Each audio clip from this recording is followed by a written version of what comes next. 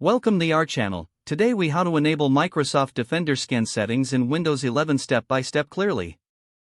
To enable Microsoft Defender scan settings in Windows 11, begin by clicking on the Start menu located on the taskbar. Then, select the Settings icon, which looks like a gear.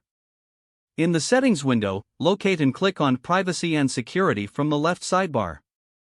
Scroll down and find Windows Security. Click on Windows Security to open its settings. Inside Windows Security, select Virus and Threat Protection. Next, find the Manage Settings option under the Virus and Threat. Click on Manage Settings to access the scan settings for Microsoft Defender. You will see various options such as Real-Time Protection and Cloud-Delivered Protection.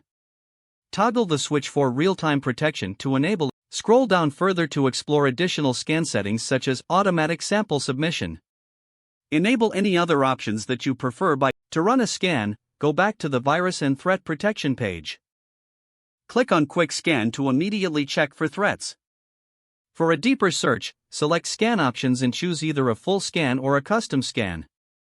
After selecting your preferred scan type, click the Scan Now button to begin the process. Once the scan is complete, review the results to address any potential threats detected. This concludes the steps to enable Microsoft Defender scan settings in Windows 11. If the page does not load, refresh the browser or try again in a private or incognito window.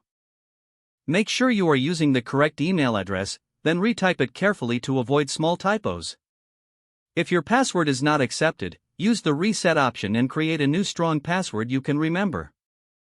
Check your spam folder for verification or security emails, then complete any requested confirmation steps. Enable two-factor authentication if available to improve account security and reduce unauthorized access risk.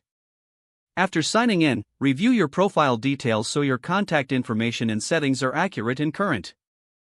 If you see an error message, note it down and try again after restarting your device and internet connection.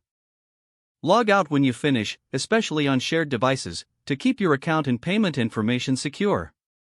If the page does not load, refresh the browser or try again in a private or incognito window. Make sure you are using the correct email address, then retype it carefully to avoid small typos. If your password is not accepted, use the reset option and create a new strong password you can remember. Check your spam folder for verification or security emails, then complete any requested confirmation steps.